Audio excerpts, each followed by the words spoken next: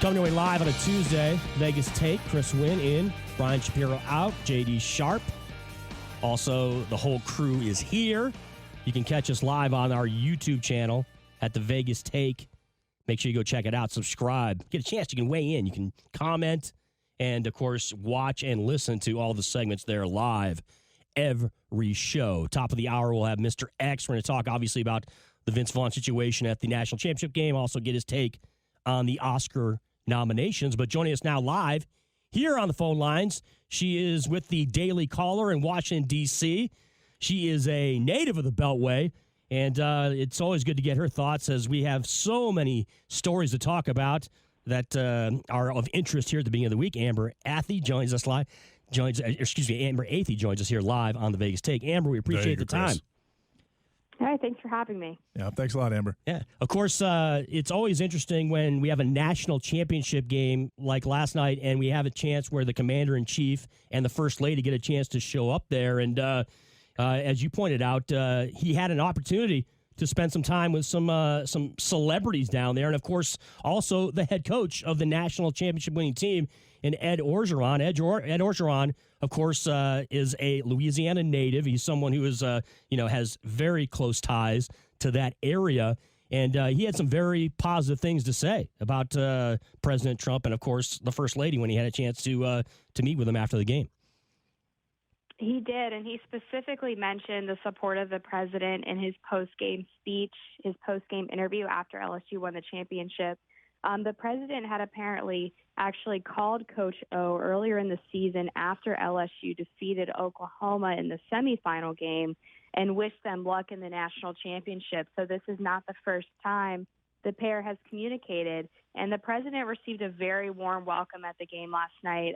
Him and the First Lady, of course, went onto the field for the playing of the national anthem, and the crowd went absolutely wild for them. It was such a different tone than when they were at the World Series earlier this year. Yeah, the way things went down at Nationals Park there during the World Series was a little bit different, and I'm kind of fascinated by that. Now, look, here's the deal. Clemson and LSU, both states that President Trump won in 2016, so you would expect in both those states he would get a warm welcome or get a positive response. Not necessarily the case in the District of Columbia, right, where he's not exactly, it's not the same situation, basically, Amber, that it is down in some other places in other parts of the country. Right. It's definitely not a secret that when you have a stadium full of lobbyists and lawyers and politicians and people who work in government, that they're probably not huge fans of President Donald Trump, who, of course, is this outsider Republican type. So that was definitely not super surprising. And then he's been to several sporting events in the South, and it's usually the same where he does get a pretty warm welcome. People are happy to see him there. So you get that contrast of the people who actually voted for the president and then, of course, more of the D.C. bubble. So speaking of that particular game, a situation occurred where Vince Vaughn, who is a relatively prominent Hollywood actor, and he's not overly vocal, negatively against Donald Trump, nor he has been as like an Alyssa Milano, but he ends up shaking the president's hand in the private press box, and the liberal media gets all over it and basically creates this Hollywood versus Trump scenario where if you can't, or if you're involved in Hollywood, or if you're making movies, or if you're in the business, if you're in the movie business, then you basically have to be anti Donald Trump. What are your thoughts on that? And to me, it's kind of scary and ridiculous, this Hollywood versus Trump mindset. Right, and it's not even that they're upset that he was allegedly supporting the president. You're not even allowed to apparently be cordial with someone who is on the opposite side of the political spectrum from you. The same thing happened to Ellen DeGeneres when she was spotted sitting next to George W. Bush at, I think it was an NFL game earlier this year. I think it was a Cowboys game. She was slammed for that. People accused her of supporting a homophobe and someone who wanted to erase her people. It was absolutely absurd. Now, the other part of this is Vince Vaughn is actually outspoken about the fact that he's a libertarian. He's mentioned this in interviews in the past. So this really shouldn't be surprising to anyone that he's willing to be friendly with a Republican president.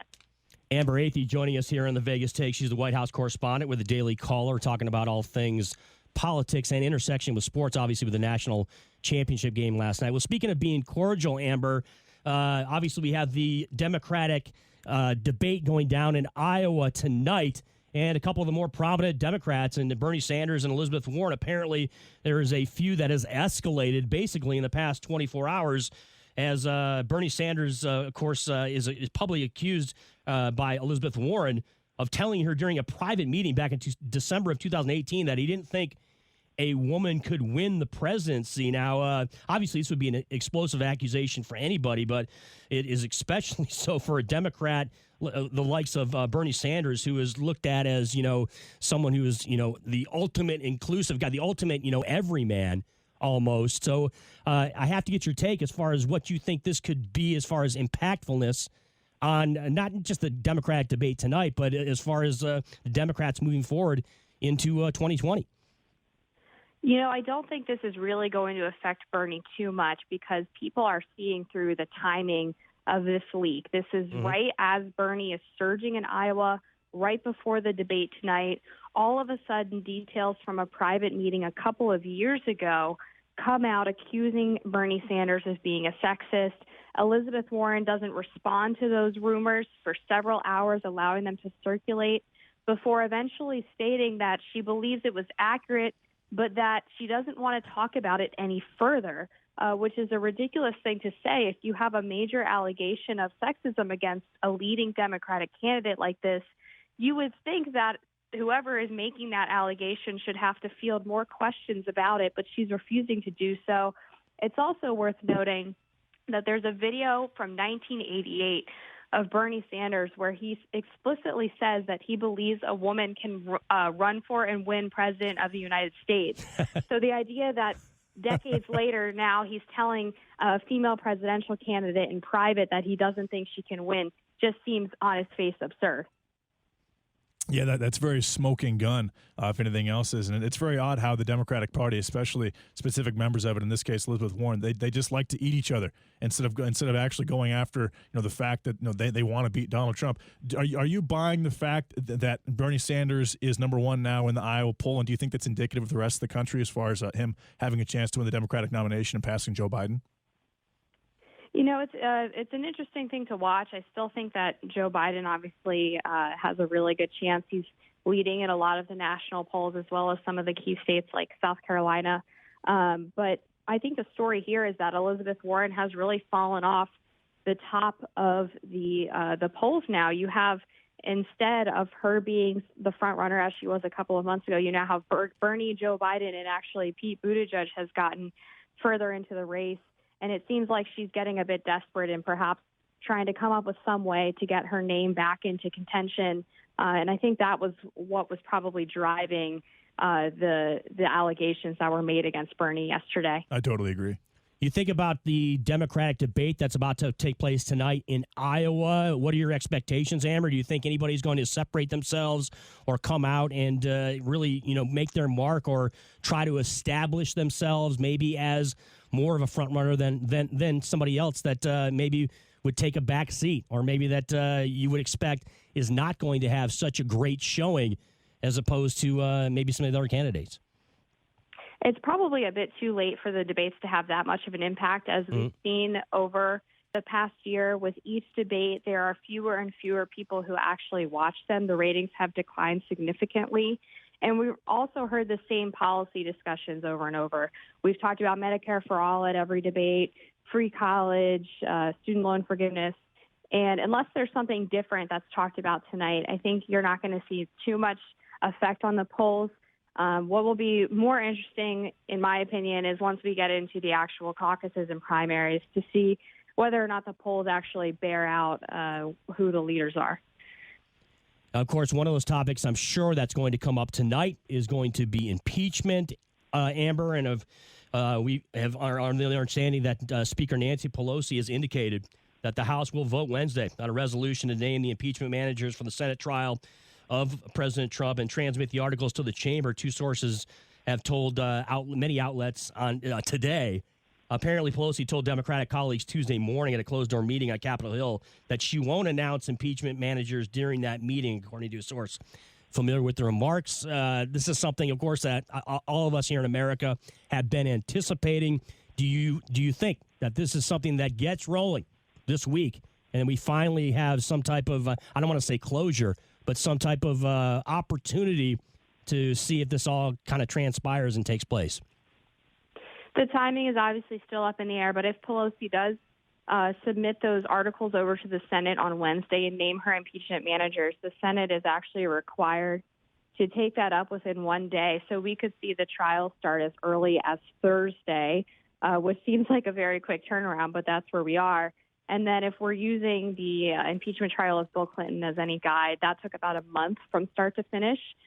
This one could end sooner, depending on whether or not the Senate Republicans have the vote to dismiss the articles before the trial is completed. Otherwise, we can expect somewhere in the 3 to 4 week range after Pelosi sends those over.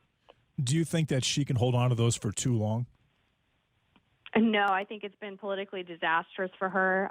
She has no leverage over Senate Majority Leader Mitch McConnell as to how he chooses to run this trial. And so she's basically sent the message that these articles are not as urgent as she has led her caucus to believe. And now she's trying to backtrack and send them over without any promises from Senate Majority Leader McConnell that he would conduct this trial in what she believes is a fair manner, which is what she's been asking for from the start. So it really seems like she's given up everything that she was trying to leverage over McConnell with nothing in return.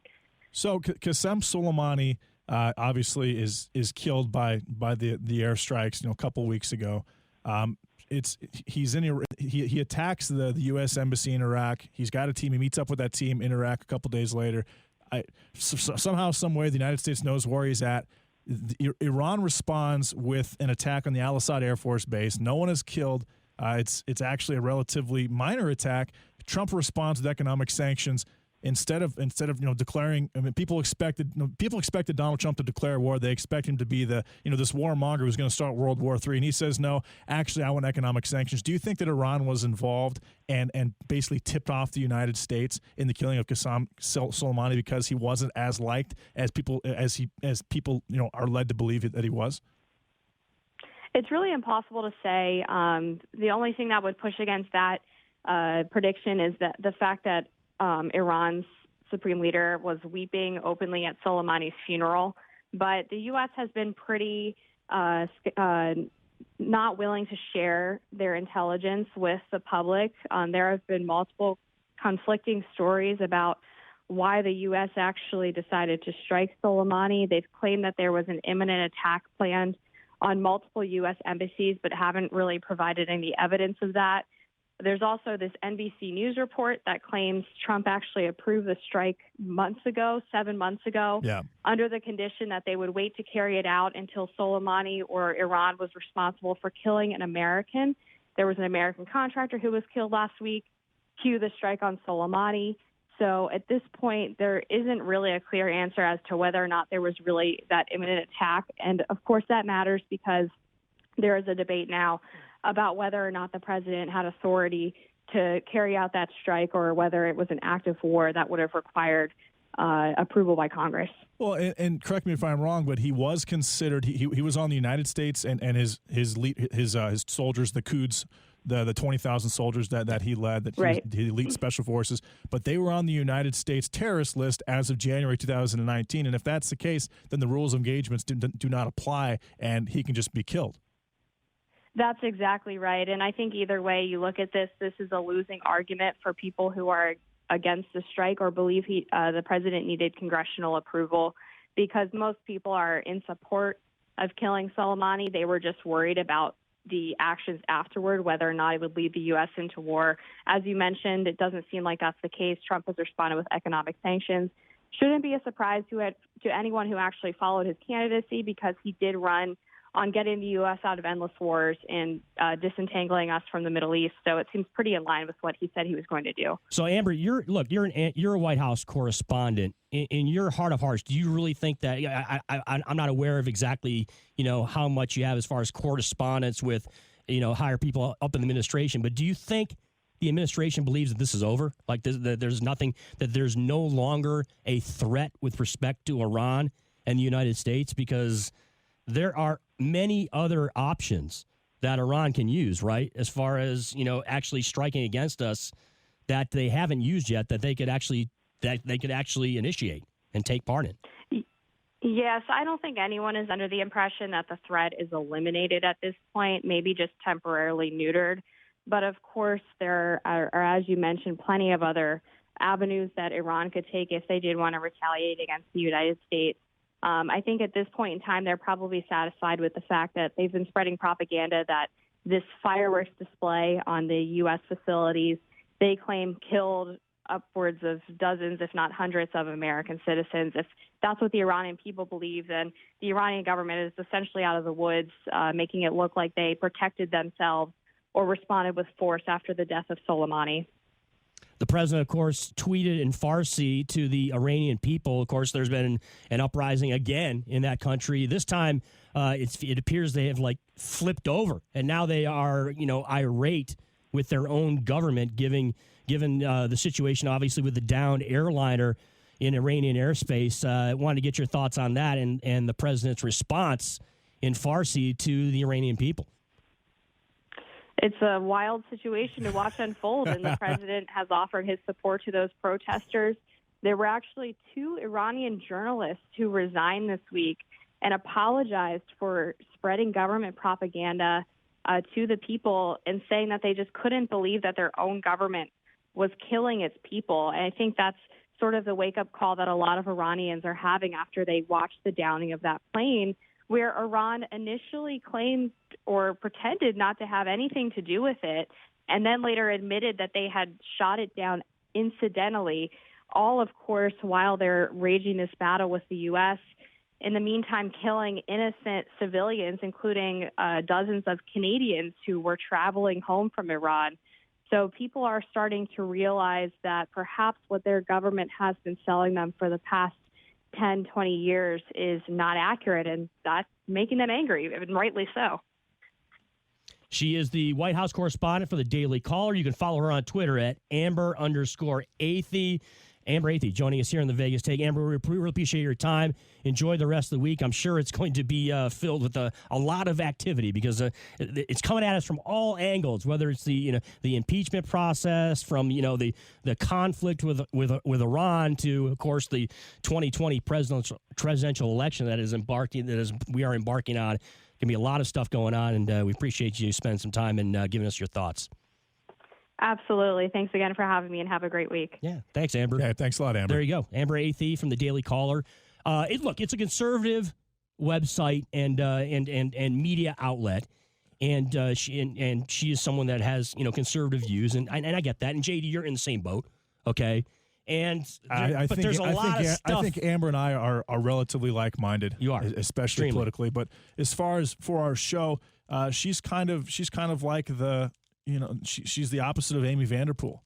Basically, she's the conservative Amy Vanderpool, and she's very. She writes for Shapiro, which is she's a feminist. She's extremely liberal. She detests Donald Trump. Refuses to admit that he's done anything right ever. And Amber Athey is on the other side of that. So it's nice to have that dynamic with the two female voices. It's the Vegas Take coming your way live on a Tuesday. The phone number is 702-257-5396 if you want to weigh in on all these topics we've been discussing.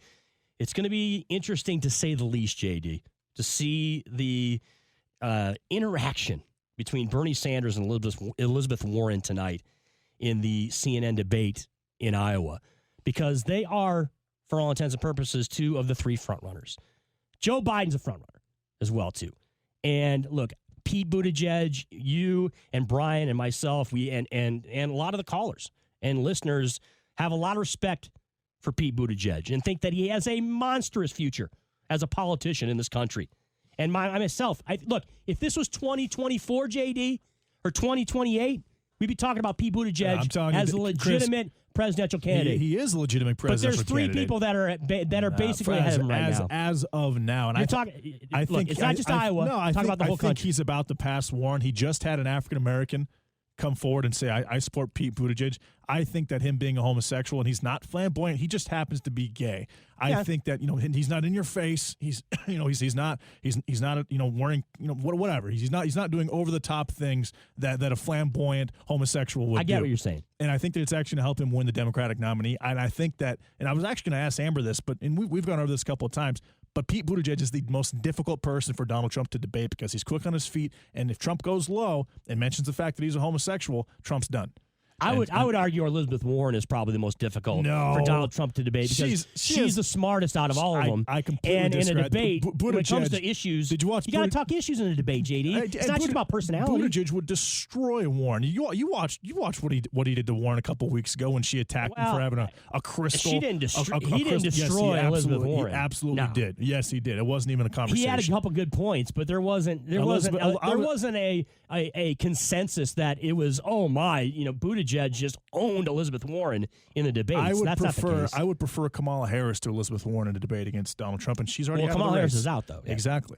Another candidate has dropped out on the Democratic side, of course. That's Cory Booker. Yeah, Cory Booker. Out of New Jersey. And Marianne Williamson last week. And by the way, that takes a huge hit to the diversity aspect of the Democratic Party. Now it's a bunch of white people. And now he's pulling the race card, talking about how since he's known that there's no more African Americans in the race, et cetera, which is ridiculous.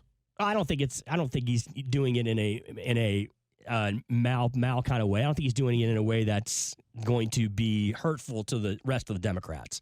As far as Cory Booker, he's not tearing into him where it's going to be something that's detrimental. Is the word I was trying to use for the rest of the Democrats. I think he's here's the deal. Cory Booker's going to fall in line with whoever the nominee is. I think anytime someone uses the race card in 2019 or 2020, it is detrimental to their party. Well, it's detrimental to his own. It's detrimental to his own to his own personality, to his own image. It just looks. But I don't know about the Democratic Party. It looks he's bad. out. Barack Obama was African American, and he was president of the United States for 8 years. Mm-hmm. This is a very, very diverse country. There are members of all races that are successful in all walks of life and all levels of government and business and entertainment. 702-257-5396 is the phone number. Let's go out to the phone lines. Brady joins us here on the Vegas Take. Brady, what is going on? Good morning, gentlemen. Hey, good morning. Hey, what's up, Brady? I wanted to say, though, the clown show that's going to be on tonight, how long is it going to take before they jump on Bernie for, say, a woman doesn't have a chance in hell of winning the election in 2020? Also, question number 2, how long before any of the Democrats finally bring up the conversation of Burisma and Hunter Biden, or if they do it at all? That's the two. Well, they're not going to bring. I'll tell you right now, Brady. Hunter Biden's not coming up any. There's about. I'd put it at plus 2,500. That Hunter Biden's name is even mentioned in the debate. I wouldn't. I think that one of the candidates could mudsling and bring it up to make themselves look better. Like Elizabeth Warren, she could mudsling. But I don't think that obviously the hosts of the debate aren't going to. The media is not going to. CNN's not going to. No one who's covering it is going to. But I could see one of the candidates doing that because they're trying to mudsling. And again, the Democratic Party they like to eat each other. I mean, it's very clear the fact that it's the nature of the beast, though, JD. No, they're in a Democratic primary. They're trying to distinguish themselves. It's all about getting to the candidate. But Chris, Elizabeth Warren saying that about Bernie Sanders was totally irresponsible because it was untrue. I don't disagree with that. But I'm saying, you're saying they eat each other alive. That's the nature of the beast. That's what people do. And Brady, to your point about Burisma, they might bring up Burisma, but it's not going to be about Hunter Biden. They're going to bring up the situation with the possibility of Russians hacking into Burisma, and that the story that just broke in the last 24 hours. That's the only thing they're going to talk about. And as far as you mentioned, of course, Bernie Sanders and him saying that a woman can't be elected president. They might try to be strategic around that, but there's no way you're going to see a bunch of Democrats come out and just blast Bernie Sanders on national TV. No, they're not going to. They're going to jump on him so fast. We'll see. We'll see tonight. Until the corned beef comes out. We'll find out tonight. We appreciate the phone call, Brady. Thanks very much. 702-257-5396 is the phone number. It's the Vegas Take. Chris Wynn in for Brian Shapiro, along with J.D. Sharp. Now, look, the debate, J.D., I want to go back to this because this is a thing. It's about, it's about Democrats distinguishing themselves from each other. They're going to call out what makes them different. They're going to call out what makes me unique, why I should be the president and you should not, why I should be the Democratic nominee and you should not. So that's how it works. And in a year where there's an incumbent, which is Donald Trump on the Republican side, now, look, there's other Republicans that are running, but right now, for the most part, Donald Trump is the focus on the Republican side. That's not the case in the Democrats. The Democrats, they got 12. There's still 12 people in the race. There's still 12 people there, so they're going to need to separate each other, and that's what these debates do. They give them an opportunity to give them those ideas.